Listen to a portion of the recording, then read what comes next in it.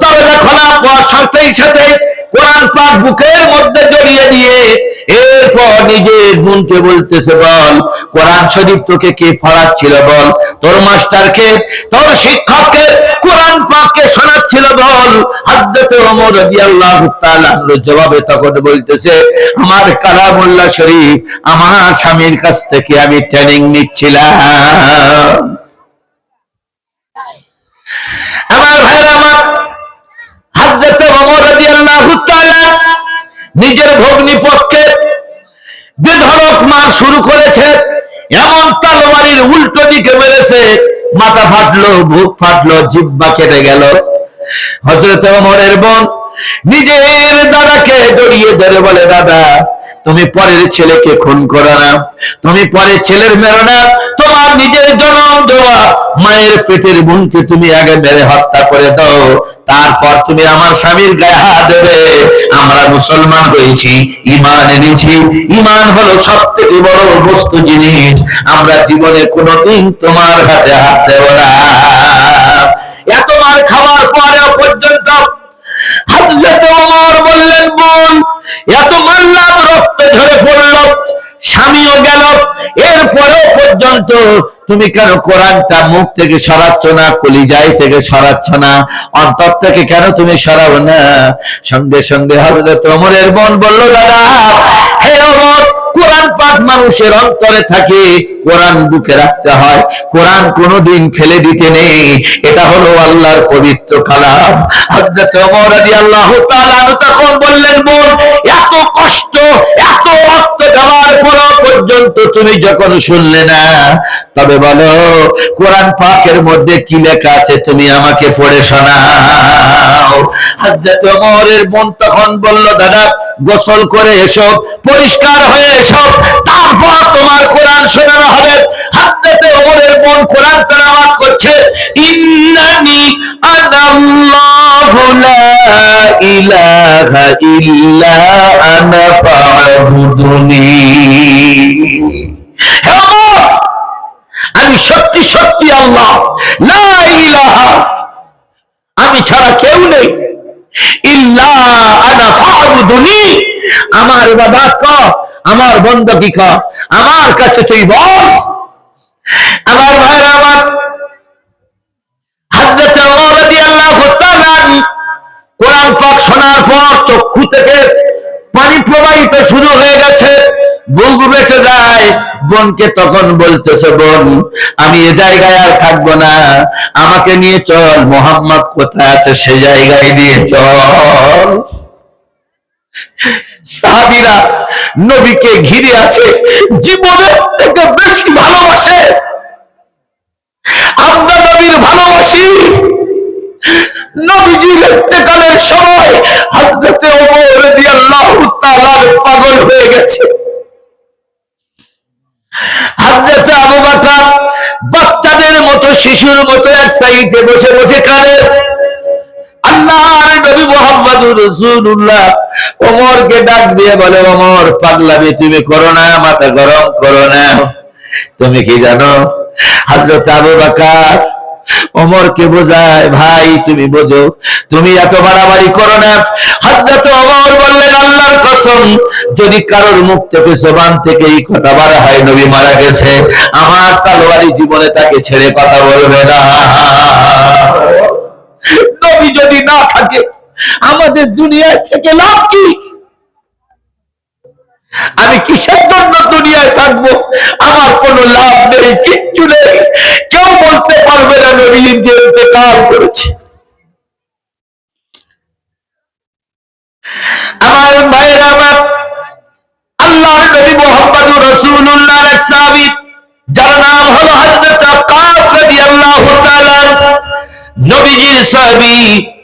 নবীজি বলছেন, সাহাবীরা 63 বছর আমি তোমাদের সঙ্গে জীবন যাপন করেছি, তোমাদের সঙ্গে কালাতিপাত করেছি, তোমাদের সঙ্গে বসবাস করেছি, তবে আমি তোমাদের কাছে একটি কথা বলি, এই বছরের মধ্যে যদি আমার সঙ্গে কেউ কোনো ব্যথা পেয়ে থাকো, আমি নবী আমি তোমাদেরকে জানিয়ে দিলাম, এই 63 বছরের একটা সেকেন্ড যদি কোনোদিন তোমরা আমার প্রতি কষ্ট করে থাকো, তোমরা আল্লাহর সামনে রেখে বলো আমার নবীকে মাফ করে দিলাম। এই কথা বলার পর হযরত আবু বকর নবীজির গলা জড়িয়ে ধরে বলে, রাসূল আপনি হলেন আল্লাহর হাবিব, আপনি হলেন আল্লাহর শ্রেষ্ঠ পয়গম্বর, আপনি কোনদিন এই কথা জবান থেকে বার করবেন না, বলবেন না। আল্লাহর নবীর সাহাবী হযরত আক্কাস ছুটে এসে বললেন, হাবিব, হুদায়বিয়ার যুদ্ধের ময়দানে আপনি সেনাপতি ছিলেন, আর আপনার হাতে একটি ছড়ি ছিল। ওই ছড়িটা আমি আপনার পিছনে ছিলাম, ওই ছড়িটা আমার পিছনে লেগেছে। আপনি আমাকে যেরকম মেরেছেন আমি ওইভাবে আপনাকে মেরে আদায় করে নেব। হযরত ওমর উঠে দাঁড়িয়ে হযরত আব্বাসকে বললেন, খবরদার এই কথা কোনদিন বলো না, জিভ টেনে বার করে দেব। আল্লাহর নবী মুহাম্মদুর রাসূলুল্লাহ হযরত ওমরকে বললেন, ওমর আজকে তোমার গায়ে ক্ষমতা আছে, কালকে তোমার গায়ে ক্ষমতা থাকবে না। মানুষ যখন মৃত্যুবরণ করে আর কোন দাদাগিরি ক্ষমতা কোনো কিছু চলে না। সুতরাং আজকের তুমি এই রকম উগ্র হয়ে কথা বলছো, কালকে তুমি কি হবে বলো। সুতরাং আল্লাহর নবী মুহাম্মদুর রাসূলুল্লাহ বলে, আক্কাস আমার কাছে তুমি চলে এসো, আমি যে চাবুক দিয়ে মেরেছি অতটুকু তুমি আমাকে প্রহার করো। আল্লাহর নবী মুহাম্মদুর রাসূলুল্লাহ উঠে বসলেন, আর হযরত আক্কাস রাদিয়াল্লাহু তাআলা নবীজির পিছনে চাবুকটা নিয়ে গেলেন। যাওয়ার পর আল্লাহর হাবিব মুহাম্মদুর রাসূলুল্লাহর পিছনের জামাটা উঁচু করে নবীজির ডান দিকে মোহরে নবুয়ত ছিল। হযরত আক্কাস রাদিয়াল্লাহু তাআলা চুম্বন দিয়ে অজ্ঞান হয়ে পড়ে গেছে। বিশ্বনবী মুহাম্মদুর রাসূলুল্লাহ হযরত আক্কাসকে বললেন, আক্কাস তুমি কি দেখতে পেয়েছো? আল্লাহর নবী মুহাম্মদুর রাসূলুল্লাহ যখন এই কথা বললেন, বলার পর হযরত আক্কাস বললেন, ইয়া রাসূলুল্লাহ, ইয়া হাবিবাল্লাহ, আমি দেখতে পেলাম জান্নাতের সুগন্ধি, আপনার মোহরে নবুয়ত আমি জীবনে কোনোদিন দেখিনি। নবীজি আক্কাসের বুকে জড়িয়ে ধরে বলে, আক্কাস 11টা বিবি মা খাদিজা পর্যন্ত কোনোদিন আমার মোহর নবুয়ত দেখতে পাই নাই, আয়েশা দেখতে পাই নাই, ফাতেমা দেখতে পাই নাই, পৃথিবীর কেউ দেখতে পাই নাই। আমি জানি তুমি আমার মারার ভান করে, তোমার উদ্দেশ্য মারার নয়, তুমি আমার মোহরে নবুয়তে চুম্বন করবে। আল্লাহু রাব্বুল আলামিন আমার মোহরে নবুয়তে যেমন চুম্বন করেছো, কিয়ামতের দিন আমি নবী কথা দিলেন আল্লাহ পাক আমার সঙ্গে আকাশ তোমাকে জান্নাতের ঘোষণা করবে।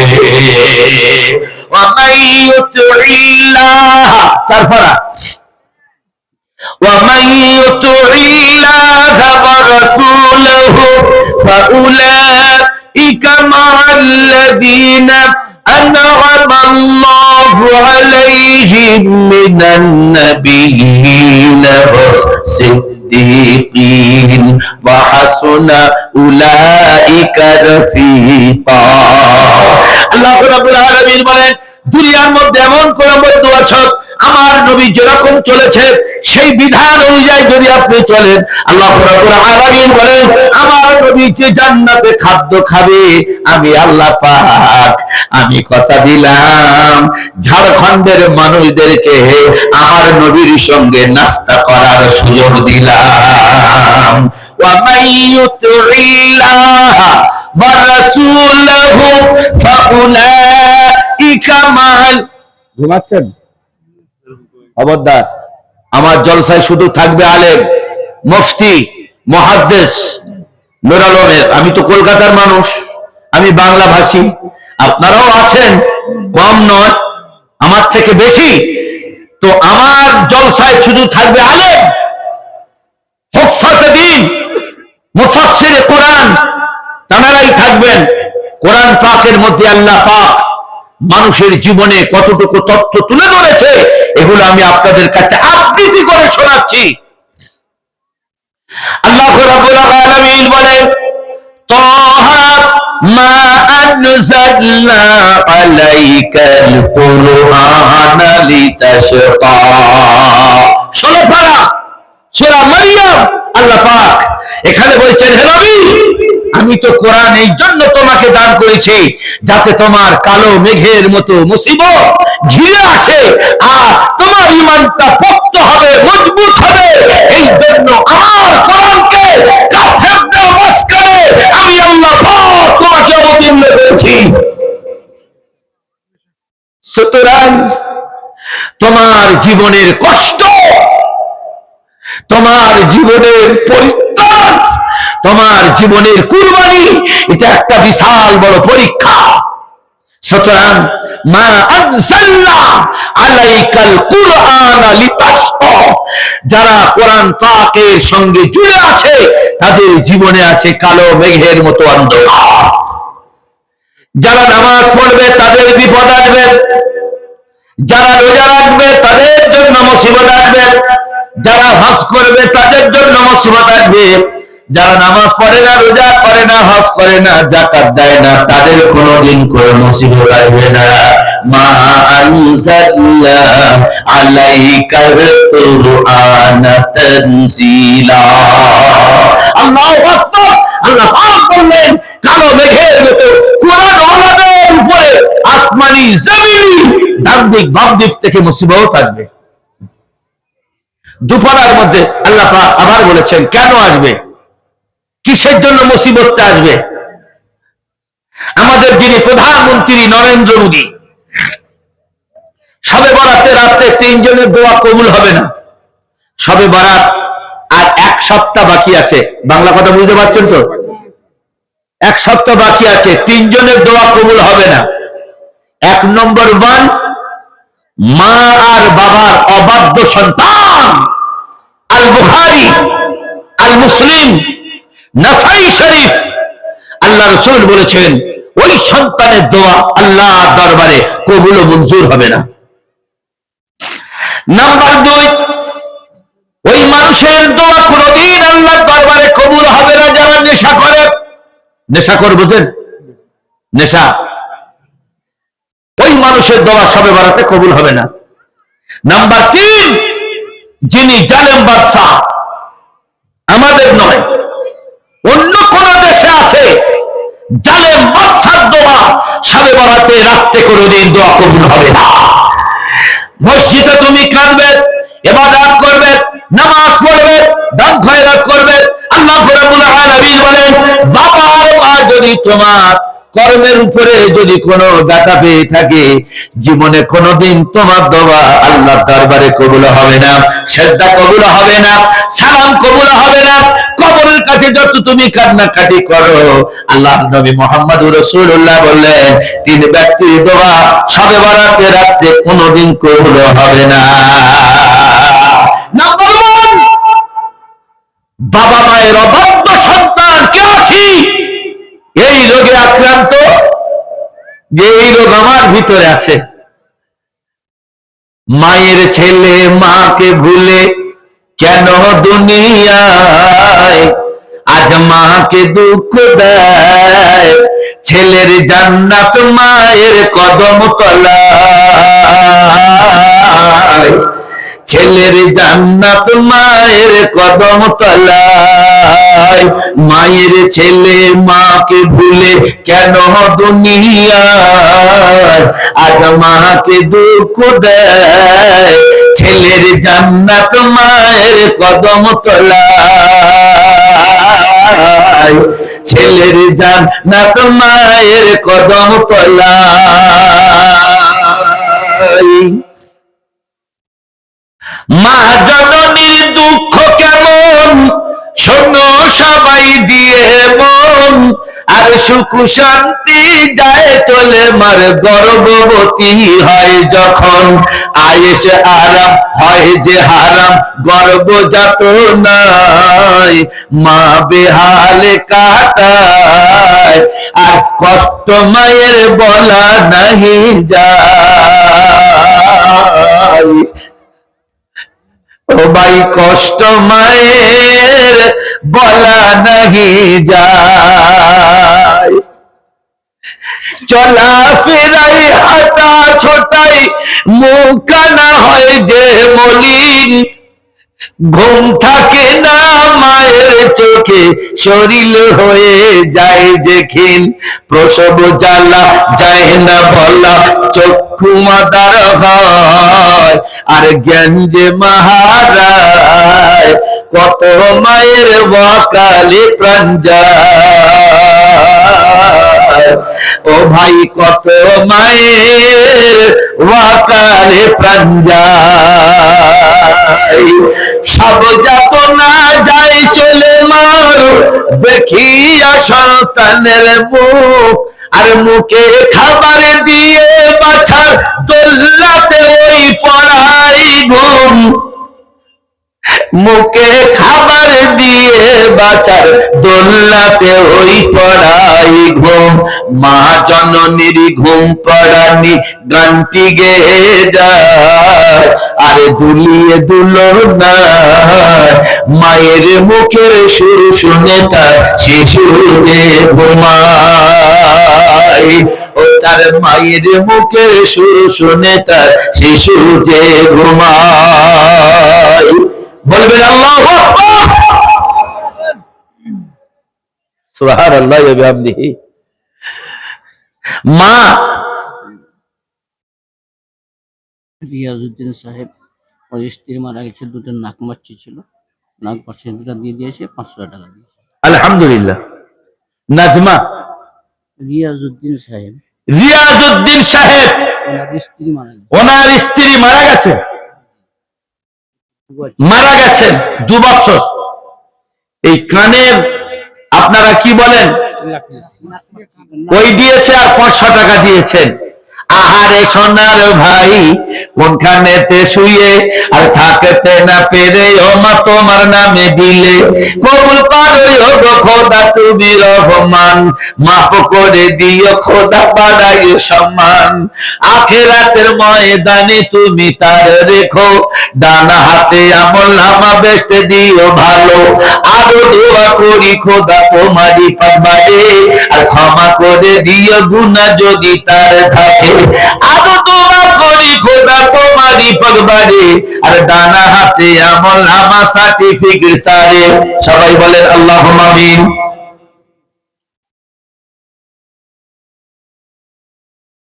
আলহামদুলিল্লাহ।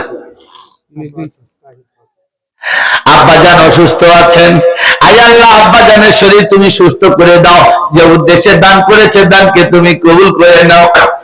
আরে সোনা এই আব্বা কোন কানেতে ছিলে, থাকতে না পেরে তুমি বাবার নামে দিলে, কবুল করো গো খোদা তুমি রহমান, আর মাফ করে দিও খোদা বাড়ায় সম্মান। কিয়ামতের মাঠে আল্লাহ পার করো তালে। আপনার এখানে যে হারে ঠান্ডা, কলকাতায় ঠান্ডা নেই, একদম একদম ঠান্ডা নেই, কোনো কিছু থাকে না গায়ে। এখানে তো খুব ঠান্ডা, কলকাতা একদম গরম, ফুল গরম, আর আপনার এখানে ফুল ঠান্ডা। যাক, এই ঠান্ডার গরমের ব্যাপারে কোরআন পাকে আল্লাহ পাকও বলেছেন। মা সবে বরাতে রাখতে ওই সন্তানের দোয়া কবুল হয় না, যে মাকে গালি দেয়, মাকে বিদ্রুপ করে, মাকে ঠেলে দেয়, মাকে খাওয়া দেয় না, ওই সন্তানের দোয়া পিতা মাতা আর কোনোদিন দেখে না, ওই সন্তানের দোয়া আল্লাহর দরবারে কবুল হবে না। সন্তানের কি বলে ঘুম পড়ায়? লা ইলাহা ইল্লাল্লাহ। পড়ুন আমার সঙ্গে, লা ইলাহা ইল্লাল্লাহ মুহাম্মাদুর রাসূলুল্লাহ। ঘুমাও ঘুমাও রে বাছা, একে ভালো রেখো গো আল্লাহ। মা দোয়া করছে, ঘুমাও ঘুমাও রে বাছা, একে ভালো রেখো গো আল্লাহ। মা জননীর ঘুম পড়ানি গানটি গেয়ে যায়, আর দুলিয়ে দুলো না মায়ের মুখের সুর শুনে তার শিশু যে ঘুমায়। জোরে বলা যাবে আল্লাহু আকবার, সুবহানাল্লাহ। মায়ের সেবা আহা কেউ করো না কোনদিন, মায়ের সেবা আহা কেউ করো না কোনদিন, পারবে না শোধ করতে মায়ের এক ফোঁটা ওই দুধের ঋণ। মা এমন একটি নিয়ামত, মায়ের জীবনে কোনদিন হক আদায় করা সম্ভব নয়। ঠিকাদার 10,000 টাকা। আলহামদুলিল্লাহ, সামাদ আলী ঠিকাদার সামনে বসে আছেন, আল্লাহ কবুল করে নাও। সামাদ আলী ঠিকাদার ভাই 10,000 টাকা দান করেছেন। কত বছর প্যান্ডেলের পয়সা দিয়েছিলেন? প্যান্ডেলের পয়সা 33,000 টাকা। আলহামদুলিল্লাহ, গত বছর 30,000 টাকা তিনি প্যান্ডেলের জন্য দিয়েছেন। এবছর 10,000, হ্যাঁ আগের বছর দিয়েছেন। এবার দাবি আছে। আলহামদুলিল্লাহ, এবছর দাবি আছে। এবারে কিছু করে দিবে, হ্যাঁ এবারে কিছু করে দিবে। 15,000 15,000 টাকা দান করলেন সমাজ সাহেব। যে উদ্দেশ্যে দান করে দানকে তুমি কবুল করে নাও। আহারে সোনার সামার ভাই, সামনে বসে আছো, থাকতে না পেরে বন্ধু 15,000 দিল। কবুল করো গো খোদা, তুমি রহমান, মাফ করে দিও খোদা, বাড়াইও সম্মান। কিয়ামতের মাঠে আল্লাহ পার করো তারে, আর ডান হাতে আমল নামা জান্নাত দিও তারে। বলেন আল্লাহুম্মা আমিন। আর একটা ছোট্ট ছেলে 100 টাকা দান করেছে, আল্লাহ কবুল করে নাও। দাদা দাদির নামে 1,000 টাকা, দাদা দাদির নামে 1,000 টাকা দান করেছে, আল্লাহ কবুল করে নাও। আল্লাহ কবুল করে নাও। হায়াতে বরকত দান করো, যে উদ্দেশ্যে দান করলে ও দানকে তুমি কবুল করে নাও। মেয়ে ছেলের পক্ষ হতে 200 টাকা দান করেছে। আহারে সোনার মা, কোথায় বসে আছো, থাকতে না পেরে তুমি আঁচল খুলে দিল। 200 টাকা করিল তোমারই গোদান, আর মাফ করে দিও খোদা, বাড়াইও সম্মান। স্বামী তুমি হায়াত দিও, সন্তান দিও কোলে, কিয়ামতের মাঠে আল্লাহ দিও তাদের জান্নাতে। আরো দোয়া করি খোদা, তুমি রহমান, মাফ করে দিও খোদা, বাড়াইও সম্মান। মনে বড়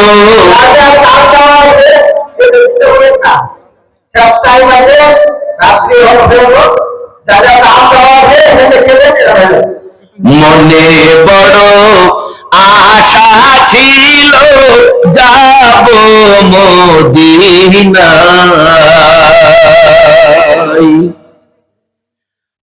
মনে বড় আশা ছিল, যাব মদিনায়।